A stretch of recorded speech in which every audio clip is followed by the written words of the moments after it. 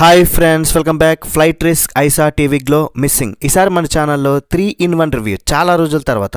ఎందుకంటే ఒకేసారి ఎక్కువ మూవీస్ వచ్చినప్పుడు లాస్ట్ వీక్ అవైలబుల్లో లేకపోవడం వల్ల అండ్ మన ఛానల్కి కమ్యూనిటీ గైడ్లైన్ స్ట్రైక్ పడడం వల్ల కుదరలేదు కాబట్టి కొంచెం షార్ట్ వీడియోస్లా ఈ 3 మూవీ రివ్యూస్ తీసుకొచ్చా. ఇంతకుముందు కూడా 3-in-1 రివ్యూస్ కూడా చేశాం కదా. ఇందులో మన ఫస్ట్ మూవీ గురించి మాట్లాడితే ఫ్లైట్ రిస్క్. 1 hour 30 minutes ఉన్న ఈ మూవీని అయితే ఫ్యామిలీతో చూడొచ్చు, కానీ కొంచెం వైలెన్స్ ఉంటుంది అనమాట లాస్ట్లో.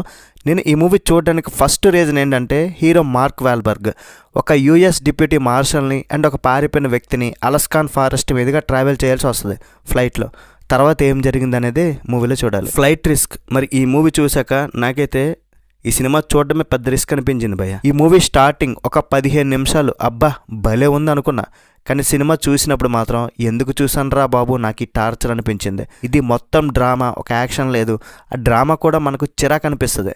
యాక్షన్కి మంచి స్కోప్ ఉంది, అయినా సరే ఎక్కడ కూడా యాక్షన్ కనబడలేదు. ఫ్లైట్లో మూవీ స్టోరీ రన్ అవుతున్నప్పుడు కూడా సరైన థ్రిల్స్ కూడా లేవు. క్లైమాక్స్లో కొద్దిగా ఓకే అన్నట్టు అనిపించింది. అండ్ మార్క్ వాల్బర్గ్ అంటే కొంచెం కామెడీ టచ్ కూడా ఉండాలి, అది కూడా వర్కౌట్ అవ్వలే. మార్క్ వాల్బర్గ్ని ఒక మంచి తెలివైన పైలట్గా పరిచయం చేస్తారు. అతను స్క్రీన్ మీద చాలా బాగా కనిపిస్తారు, అతని యాక్టింగ్ కూడా బాగుంటుంది.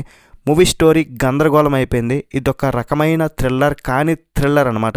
మినిమం జోక్స్ లేవు, ఫన్నీగా కూడా అనిపించదు, ఫోర్స్డ్ కామెడీ. ఓవరాల్ ఈ సినిమా అయితే నాకు నచ్చలేదు. రేటింగ్ ఎంతంటే 2.25 out of 5. ఫస్ట్ అయిపోయింది. ఇక సెకండ్ ఏంటంటే ఐ సా ద టీవీలో. ఈ మూవీ గురించి నాకు ఇంతకుముందే తెలుసు. టాప్ 10 బెస్ట్ హర్రర్ మూవీస్ అని కొడితే లాస్ట్ ఇయర్ సెర్చ్ చేస్తే ఈ మూవీ చాలా వెబ్సైట్స్లో టాప్ 10 లిస్ట్లో వచ్చేది. ఎలాగైనా చూద్దాం అనుకున్నా, తెలుగులో వచ్చిందని డౌన్లోడ్ చేశా. 2 high school students the pink oven అనే ఒక టీవీ షో చూసి ఎడిక్ట్ అవుతారు. అందులో ఆ కుర్రాడు కొంచెం డిస్టర్బెన్స్గా ఫీల్ అవుతాడు, కొన్ని సమస్యలు ఎదుర్కొంటాడు. అవి ఏంటన్నదే మూవీలో చూడాల్సిందే. మరి ఈ సినిమా చూశాక నా పని అయిపోయింది భయ్య. ఈ సినిమా ఒక సైకలాజికల్ హర్రర్ థ్రిల్లర్, ఫ్యామిలీతో కూడా చూడొచ్చు, కానీ చూడకపోవడమే బెటర్ అనిపించింది. మూవీ చూశాక అసలు ఈ మూవీ నేను ఎందుకు చూశానురా బాబు, సరిగా స్టోరీ అస్సలు అర్థం కాలేదు. రామాయణం మొత్తం విని రాముడికి సీత ఏమవుద్ది అని ఒక డైలాగ్ ఉంటుంది కదా. ఈ సినిమా చూశాక నా పరిస్థితి అంతే అలా తయారైంది. మూవీ స్టార్టింగ్ ఒక మంచి ప్రామిసింగ్ స్టార్ట్లా అనిపించింది. ఇంకా చెప్పాలంటే నాకు మూవీ అర్థం కాలేదు, నాకు నచ్చలేదు అని చెప్పడం కరెక్ట్ కాదు. ఎన్నో హాలీవుడ్ మూవీస్ నేను చూసా, కొంచెం క్లారిటీగా అర్థమయ్యేట్టు చెప్పాలి కదా, అక్కడ ఫెయిల్ అయ్యారేమనిపించింది. రేటింగ్ ఎంతంటే 2/5. ఇక ఫైనల్లీ మిస్సింగ్. హాలీవుడ్లో 2018లో వచ్చిన సెర్చింగ్ మూవీ చూసే ఉంటారు.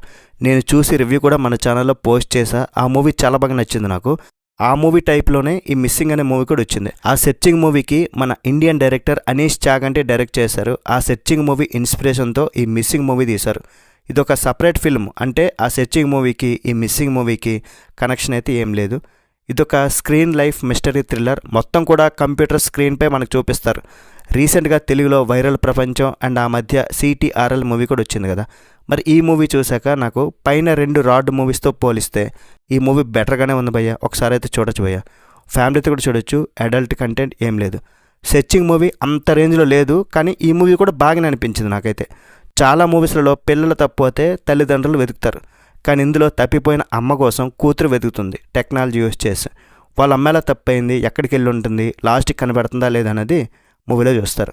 ఫస్ట్ 20 minutes కొంచెం నార్మల్గా అనిపిస్తుంది, దాని తర్వాత మూవీ మంచి ఇంట్రెస్టింగ్గా వెళ్తుంది. ఈ మూవీ తెలుగులో ఉన్నా సరే కొంచెం ఇంగ్లీష్ అయితే రావాలి, ఎందుకంటే ఆ టెక్స్ట్ మెసేజెస్, ఆ చార్ట్స్ కంప్యూటర్ స్క్రీన్పై మొత్తం ఇంగ్లీష్లో కనిపిస్తుంది. అవన్నీ కొంచెం అర్థం చేసుకోవాలి.